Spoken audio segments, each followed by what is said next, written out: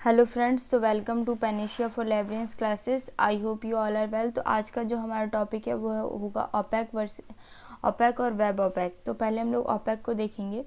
तो ओपेक का full form होता है ऑनलाइन पब्लिक एक्सेस कैटलॉग। ये क्या है? तो ये है कलेक्शन ऑफ बिब्लियोग्राफिकल इन्फॉर्मेशन है। अगर आपसे पूछा जाए कि ओपेक का सबसे फर्स्ट यूज़ कहाँ हुआ था, तो ओपेक का जो है सबसे फर्स्ट यूज़ जो है लार्ज स्केल पे कौन सी लाइब्रेरी में हुआ था? सबसे पहले तो ओहियो स्टेट यूनिवर्सिटी लाइब्रेरी, जो कहाँ पे? तो 1975 में। देखिए, ओपेक जो है 3 जनरेशन में फुली डेवलप हुआ है। फर्स्ट जनरेशन में क्या था कि कीवर्ड्स थे, जैसे कि हम लोग मोबाइल के का भी एग्जांपल में ले सकते हैं इसको। जैसे हम लोग मोबाइल में कुछ टाइप करते हैं तो कीपैड पे क्या होता है कि पहले ही ये 3 फीचर्स में ऐसे करके आ जाता है हम लोग को, उसके बाद हम लोग को एक सेलेक्ट कर लेते हैं। सेम इसी तरीके से ओपेक के फर्स्ट जनरेशन में था कि अगर हम लोग कोई एक बुक का जो भी हम लोग ऑथर या जो भी पब्लिकेशन ईयर जिससे भी के कीवर्ड से हम लोग सर्च कर रहे हैं, तो सर्च करने पे क्या होगा, उससे रिलेटेड कोई एक और वर्ड भी आ जाएंगे जो उसको करेक्ट करेंगे, फिर जो सही होगा हम उसको चॉइस करके करेंगे। सेकेंड जनरेशन में क्या होगा कि सब्जेक्ट या जो भी सॉफ्टवेयर में कमांड सेट किया हुआ है उसके द्वारा हम लोग क्या करेंगे, सर्च करेंगे, और फिर रिकॉर्ड से हम लोग डाटाबेस को, जो भी हम लोग को डाटा सर्च करना है वो हम रिकॉर्ड से उसको लेंगे। थर्ड जनरेशन में हमारा आता है वेब ओपेक। अब देखिए, ओपेक में जो प्रोटोकॉल यूज़ होता है वो है Z39.50। ये क्या करता है, इंफॉर्मेशन को सर्च करता है जो भी अलग अलग डाटा बेसेस में मौजूद है।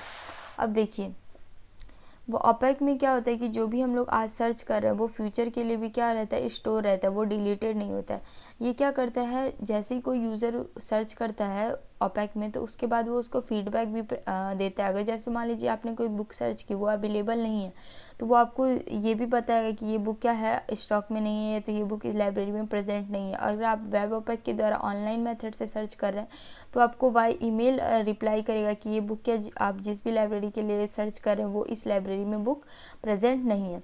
अब देखिए, ओपेक्स के 3 टाइप है, command based OPAC, window based OPAC और web based OPAC. Command based OPAC में क्या होगा, जो हम कमांड के द्वारा क्या करेंगे, रिकॉर्ड से हम डाटा बेसिस को रिकॉर्ड्स लेंगे डाटा बेसिस से। फिर विंडो बेस्ड ओपेक में क्या होगा कि जो भी हमारा ओपेक है वो किससे इंटीग्रेटेड होगा, लाइब्रेरी मैनेजमेंट सॉफ्टवेयर से, और इसको क्या चाहिए होगा, एक एप्लीकेशन चाहिए जिसपे कि ओपेक क्या कर सके, एग्जीक्यूट कर सके। और विंडो बेस्ड ओपेक का एक ही फीचर ये है कि ये लैन एरिया मतलब लोकल एरिया नेटवर्क पे ही वर्क करेगा, लोकल एरिया नेटवर्क के पर्सनस के लिए वर्क करेगा। अब देखिए, वेब ओपेक बेस्ड में क्या हो रहा है कि इसमें भी क्या हो रहा है, ओपेक जो है लिंक है integrated with library management software, लेकिन इस बार लैन मतलब only local area network person से इसको यूज़ नहीं कर सकते, ये ग्लोबली एक्सेस होगा, कोई भी कहीं से भी एक्सेस कर पाएगा। ये है वेब ओपेक का फीचर। अब देखिए, कुछ ओपेक के एग्जांपल है, जैसे वर्ल्ड कैट, कोपैक का फुल फॉर्म है consortium of online public access catalog, जो कि यूके की कैटलॉग है। फिर library world OPAC, library net OPAC, NDLI national digital library of India. NDLI को आप सर्च भी कर सकते हैं, इसमें इंजीनियरिंग और भी बहुत सारे कोर्सेज़ के हम लोग क्या कर सकते हैं, फ्री में स्टडी कर सकते हैं, आपको पूरा दिया हुआ है। तो एनडीएलआई को भी हम लोग ओपेक का एग्जाम्पल कंसिडर कर सकते हैं। अब देखिए, ओपेक और वेब ओपेक को मतलब क्लियर समझने के लिए आप लोग को इसका डिफरेंस समझना होगा। ओपेक का यूजेस क्या है, लिमिटेड है। अगर आप लोग के बगल आसपास जो भी लाइब्रेरी है वहाँ पे आप जाइएगा, और उसमें भी अगर वो कोई बहुत बड़ी लाइब्रेरी है तो ही वहाँ पे ओपेक का सिस्टम अवेलेबल रहता है, वरना तो आपको सेल पे जाना है। सेल के बाहर जो बुक लिस्ट लगी रहती है आप उसी के हिसाब से सेल पे बुक लीजिएगा, तो लाइब्रेरियन से पूछिएगा। लेकिन जो भी मतलब बड़ी लाइब्रेरी होती है उसमें ओपेक का सिस्टम रहता है। ओपेक में क्या है कि इसका यूसेज क्या है, लिमिटेड है, ये लोकल एरिया नेटवर्क के लिए ही है। लेकिन वेब ओपेक में क्या है कि इसका यूसेज क्या है, कभी भी लिमिटेड नहीं है, ये आप कहीं से भी एक्सेस कर सकते हैं, पूरा ग्लोबली एक्सेस करने के लिए रहता है। तो ये है ओपेक और वेब ओपेक के बीच का डिफरेंस, ये है।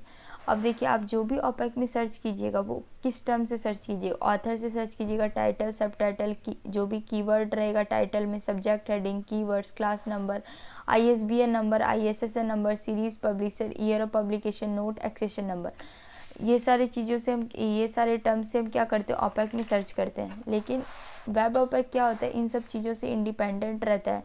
इसमें ऑथर, कीवर्ड, टाइटल, इन सब या तो ईयर ऑफ पब्लिकेशन, इन सब चीज़ों से इनको कोई लेना देना नहीं है, पूरे फुली तरीके से इंडिपेंडेंट होते हैं।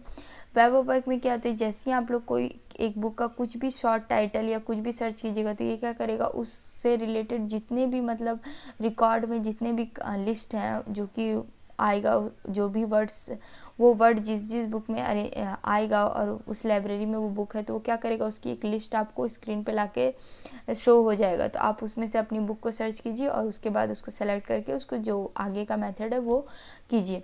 तो वेब ओपेक में यही होता है कि ऑथर, कीवर्ड, टाइटल, इन सब चीज़ों से क्या होता है, इंडिपेंडेंट रहते हैं। कभी कभार हम ओपेक में जब सर्च करते हैं तो हम लोगों ने, मान लीजिए कोई बुक है जो कि 2 ऑथर के द्वारा लिखी हुई है, तो हमने कोई एक ऑथर का नाम लिख दिया इस बुक के लिए, कि जैसे मान लीजिए ऑप्टिक्स बाय डी लाल लिख दिया।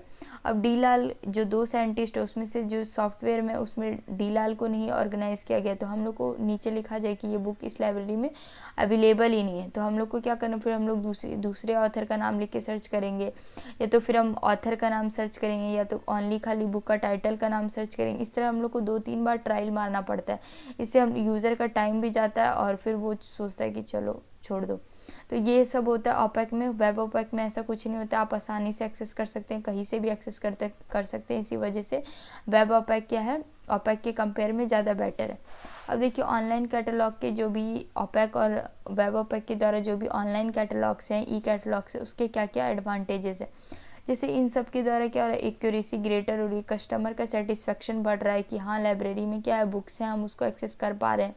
डुप्लीकेशन अवॉइड हो रहा है, स्टॉक वेरिफिकेशन में हेल्प हो रहा है, लाइब्रेरी मैनेजमेंट के लिए जो भी आइटम्स है वो बेटर तरीके से लाइब्रेरी में अरेंज हो पा रहा है।